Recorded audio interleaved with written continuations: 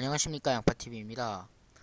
네, D8번부터 문제풀이를 시작하기 전에 제가 감기 기운이 있어서 약간 목소리가 가래가 낀 목소리가 날 수도 있는데 예, 양해 부탁드리겠습니다. 어, 그리고 이제 방학 기간입니다. 이제 겨울 방학 기간인데 다들 감기 조심하시고 겨울 방학 기간에 제가 원래 특강을 진행하려고 했었는데 그 특강 내용도 딱히 없고 그건 둘째 친다 하더라도 어 그 원래 계획했던 진도보다 지금 문제풀이 속도가 너무 늦은 것 같아서 네, 문제풀이를 방학 때 하도록 하겠습니다. 네, 특강은 이제 기회 될 때, 네, 여름 방학 때 몰아서 찍는다든지 하는 식으로 언젠가는 찍어 올리도록 하겠습니다. 자, 그러면 8번 풀이를 시작하도록 하겠습니다. 어, 일단은 자료 파악부터 해봅시다. 여기 Z 또는 Z별이라고 나와 있는데 Z가 뭘까요? 라고 문제를 한번 보면 어, 그냥 핵전화가 Z고요. 유핵전화가 Z별이네요. 그럼 딱 봤을 때 이것은 유핵전화 개념을 잘 알고 있느냐?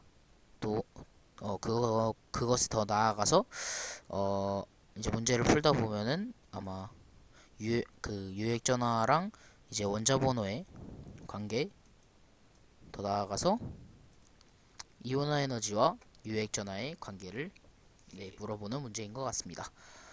어떻게 할 수 있느냐 하면은 이 Z와 Z별이 나타나 있는데 당연히 유핵전화는 가리움 효과로 인해서 핵전화보다 당연히 작겠죠. 그러면 더 작은 게 Z별이 될 것이고 이것이 Z가 되겠죠. 여기까지 알 수 있는데 그러면 Z-Z별은 이 차이를 의미한다는 것입니다. 이렇게 쭉쭉쭉쭉쭉쭉 이렇게 해가지고 이 차이를 의미한다는 것입니다. Z-Z별이 이것의 상대값을 나타내는 거예요. 아주 쉬운 문제예요. 어떻게 보면 이렇게 갈수록 점점 Z-Z별 이 값이 커지죠. 이것을 이제 T값이라 합시다. T값이 점점 커지고 있는데 보시면 이 홀전자수에 따라서 이것들을 정리를 해놨습니다.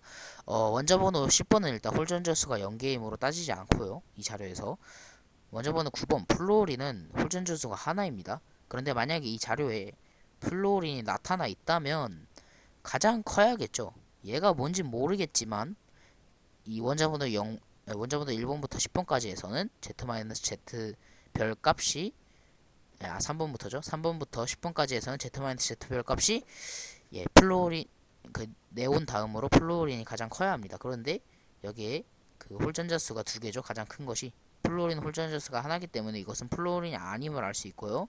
이 자료에는 플로린이 없음을 알 수 있습니다. 자, 그러면 기억은 일단 그런 식으로 해서 틀렸다고 할 수 있습니다. 이 A가 뭔지는 몰라요. 아직 모릅니다. 그런데 굳이 뭐 A가 뭔지를 알아야 됩니까? A는 플로린이다. 그러니까 이 자료에 플로린 자체가 없다는 것을 증명하면 이게 A가 플로린이 아니라는 걸 증명할 수 있는 거죠. 이런 식으로 풀이하면 더 빨리 풀 수 있습니다. 네. 그리고 이제 하나하나 이제 알아가야겠죠. 보시면 보기에서 이온화 에너지와 유액전화의 개념을 묻는다는 걸 알 수 있죠. 자, 그러면 하나하나 분석을 해보도록 합시다. 네, 봤을 때 홀전자 수가 두 개인 거, 3번부터 10번 중에서 홀전자 수가 두 개인 거 하나하나 따져보도록 합시다. 자, 3번이면 리튬부터 시작해야겠죠? 리튬 홀전자 수 1개고요. 그러면 가장 작은 거 B가 리튬이겠죠? 이건 확실하죠? 베릴륨 홀전자 수 없고요. 붕소 홀전자 수 1개죠? 그러면 다음으로 큰 게 붕소가 되겠죠.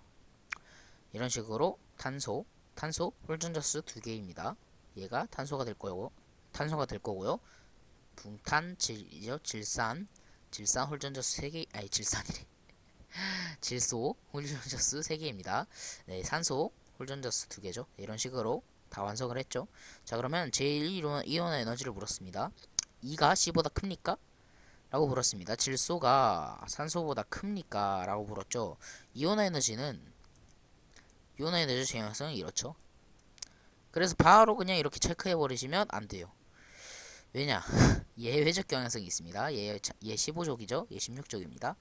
예외적 경향성 원리는 시간이 너무 오래 걸리는 관계로 생각하도록 하겠습니다. 앞에 영상 찾아보시면 제가 한 두 번 정도 언급을 했기 때문에 이거는 그냥 넘어가도록 할게요. 네, 질소가 큽니다. 그래서 D는 맞는 보기가 되겠고요. 바닥 상태 원자에서 전자가 들어있는 오비탈의 수는 D가 B의 2배입니까? 라고 물었습니다. D는 뭐죠? 탄소죠. B는 뭐죠? 리튬이죠. 전자가 들어있는 오비탈의 수를 따지려면 하면 그냥 제일 좋은 건 전자 배치 한번 그려보는 겁니다. 네, 얘는 전자 들어있는 오비탈 수 두 개네요. 두 개고요. 탄소 같은 경우에는 1s, 2s, EPX, EPY, 뭐 EP 뭐 어쩌고저 XYZ 중에 어떤 거 랜덤적으로 두 개가 들어있을 거고요. 얘는 뭐 1s, 2s 이렇게 들어있겠죠. 그러면은 총 4개가 들어있네요. 그러면 정확히 2배 맞습니다. 그래서 정답은 5번이 되겠습니다. 다음 문제 넘어가도록 하겠습니다. 9번 문제입니다. 9번 문제는 일단 문제 분석부터 해보시면 원자과 전자랑 전기음성도를 줬네요. 그럼 전기음성도를 원자과 전자를 통해서 전기음성도를 이용하여 얘 원소가 무엇인지를 추리할 수 있느냐를 물어보는 문제네요. 원자과 그 전기음성도의 일단 경향성을 제대로 이해하고 있어야겠죠. 일단은 전기음성도 하면 딱 떠오르는 것, 예외적 경향성이 없다는 것이 떠오를 것입니다. 네, 맞죠? 그러면 전기음성도에서 딱 하나만 기억하시면 돼요. 플루오린이 제일 커요. 플루오린이 제일 크다. 그럼 당연히 이렇게 되겠죠. 그렇죠? 네, 이것만 기억하시면 바로 경향성을 유추할 수 있겠죠. 전기음성도가 2, 3주기 원소 중에서 전기음성도가 전체적으로 큰 것들, 근데 얘네가 원자권 전자수가 더 많아요. 네, 그쵸? 그러면 뭐 얘네가 더 크니까 뭐 얘네가 2주기 뭐 이런 식으로 추론하면 안 되겠죠. 자, 그럼 어떤 식으로 해야 되느냐? 자, 그럼 일단 가정이란 걸 해봅시다. 가정. 수능 문제 풀 때는 가정이 항상 중요해요. 가정이라기보다는 경우를 나눈 건데, 얘네가 진짜 말도 안 되게 같은 주기일 수도 있잖아요.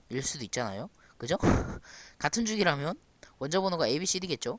그쵸? 근데 전기음성도 아까 말씀드렸듯이 예외 없습니다. 원자 번호 클수록 그러니까 같은 주기에서 원자 번호 클수록 전기음성도 크고요. 같은 족에서 원자 번호 작을수록 전기음성도 큽니다. 그죠? 그러면 그러니까 같은 주기라면 원자 번호가 원자과 전자수가 크니까 원자 번호가 크겠죠. 같은 주기에서. 자, 그러면 쪽쪽쪽쪽 갈수록 전기음성도가 쪽쪽쪽쪽 증가해야 되는데 안 그렇죠? 그렇죠? 그럼 이 경우는 일단 아니겠죠. 그럼 어떤 경우가 또 있을까 보니까 신기하게 원자과 전자수가 커지는데 얘가 더 크고요. 전기음성도가. 근데 여기서도 마찬가지로 원자과 전자수 즉 원자 번호가 그러니까 같은 주기라고 봤을 때 그냥 원자과 전자수라고 하는 게 맞겠네요. 원자과 전자수가 얘가 더 큰데도 불구하고 얘가 더 크죠. 그 말은 얘네 둘이 다른 주기라는 겁니다. 다른 주기인데 또 추가적으로 알 수 있는 것은 전기음성도가 원자과 전자수가 작은데도 불구하고 전기음성도가 더 큰 A와 C가 2주기 원소라는 것을 알 수 있겠죠. 자, 그러면 원자과 전자수 2주기인 거 뭐 있습니까? 원자과 전자수 3개이면서 2주기인 거 붕소겠죠. 그리고 얘는 뭐겠습니까? 원자과 전자수 5개이면서 2주기인 거 질소겠죠. 자, 얘 이제 고민 되실 텐데 저희가 항상 이 원소 문자로 줬을 때 이미 문자로 줬을 때 이것을 다 원소 기호로 체인지 시켜버렸죠. 왜냐면 그래야 더 이해가 쉽게 쏙쏙 되니까요.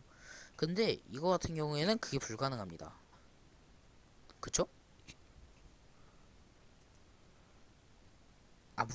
물론 20분까지 싹 다 외우는 게 기본이긴 하지만 보통 2주기까지 알고 있는 경우가 또 대부분이죠. 그러니까 2주기까지는 딱 이렇게 원자 번호 주고 원자과 전자수 주고 뭐 주기 주면은 다 이렇게 싹싹싹 머릿속에서 탁탁탁 필터링이 돼가지고 뭐 10초 안에 딱딱딱딱 할 수 있는데 3주기부터는 약간 그걸 해봐야 되죠. 또 수헬리베 붕탄질산 플레 남아 알규인항 염화 뭐 이런 식으로 다 돌려봐야 아하 얘 B가 규소고 얘가 황이구나 라는 걸 알 수 있는데 솔직히 그 시간 없습니다.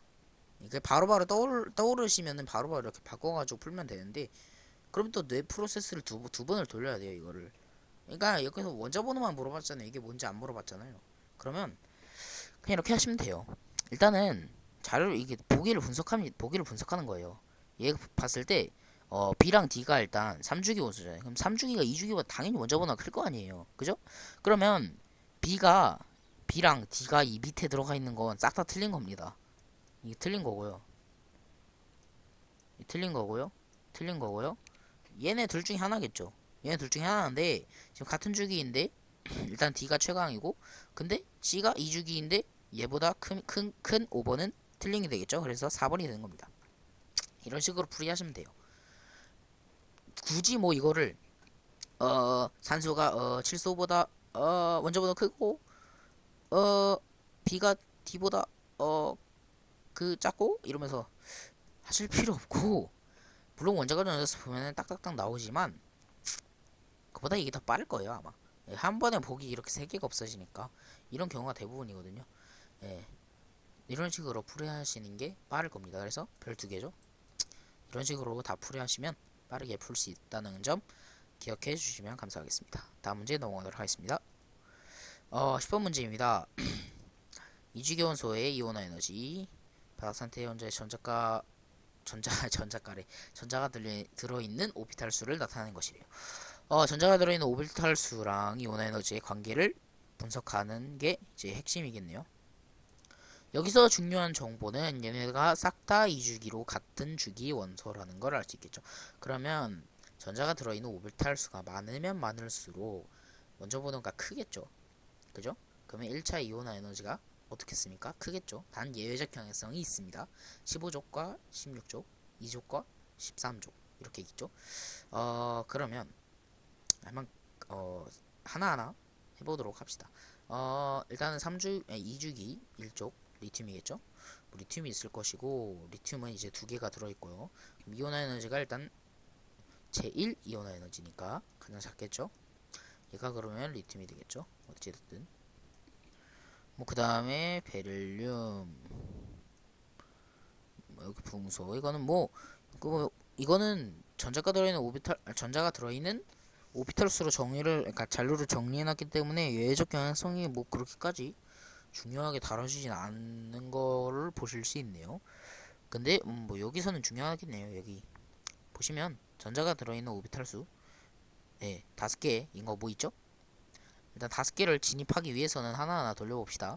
세 개죠? 수헬리베, 붕탄, 질산, 풀, 낸데 일단 여기 네온이겠죠, 뭐. 그죠? 예, 여기 플로린일 것이고요. 근데 산소랑 질소 중에 질소가 더 크죠. D가 질소고요. E가 산소겠죠. 보시면 그냥 분석하시면 돼요. A가 B보다 크냐? 맞죠? 원자번호. 전기음성도는 E가 D보다 크냐? E가 뭔데? 산소죠. D가 뭔데? 질소죠. 그죠? 그러면 당연히 크겠죠. 제1이온화 에너지 분의 제2이온화 에너지는 B가 가장 크다. 맞죠? 이 봤을 때 얘가 한번 똑 떼면 헬륨이 되죠. 헬륨 이온화 에너지 대딱 크죠. 대딱 커요. 예, 최강입니다 거의. 이렇게 되니까 최강이죠 거의. 예. 그러면 헬륨 리튬 뗐다가 얘 진짜 약해요. 얘는 진짜 그냥 톡 건들면 톡 떨어집니다. 근데 얘는 푸악 건드려야 틱 하고 떨어져요. 차이가 좀 심합니다. 그러면 얘가 당연히 분모에 들어가고 얘가 분자에 들어가니까 당연히 B가 가장 크겠죠. 그래서 답이 5번이 되는 것입니다. 다음 문제 넘어가도록 하겠습니다. 빠르게 풀이하도록 하죠. 2, 3주기 원자 AC에 관한 자료를 줬고요. S오비탈의 전자수와 P오비탈의 전자수가 똑같대요. C가. 일단 중요한 건 양성자수의 B가 4대 1이라는 겁니다. 이게 왜 중요하냐? 2, 3주기 원자잖아요. 2, 3주기 원자. 근데 일단은 이 조건까지 보면 같은 족에 속하는 원자가 두 개래요. 일단 같은 족에 속하는 원자가 두 개인데 그게 뭐 AB든 AC든 BC든 뭐 모르잖아요 아직.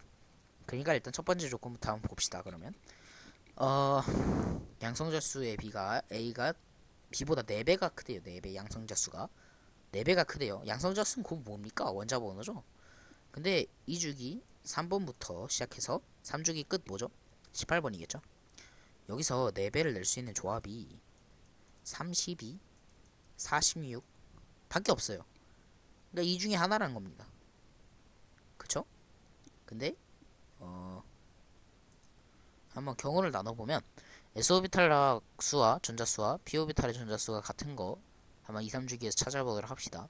리튬 절대 안 되고요. 그죠? 베릴륨 한번 그려볼까요? 베릴륨 되네요. 베릴륨 안 되죠. 1s 2s니까 안 되고요. 그 다음에 수헬립의 붕소 안 되죠. 붕소 안 되고요. 탄소 안 되죠. 질소 안 되고요. 산소 되네요. 산소. 그러면 산소 일단 후보 산소 있고요. 뭐 쭉쭉쭉 한번 해봅시다. 붕탄, 질산, 플루린 당연히 안 되죠. 안 되고요. 여기서 네, 이렇게 3s까지 채워진 형태인 마그네슘이 또 후보로 있겠네요.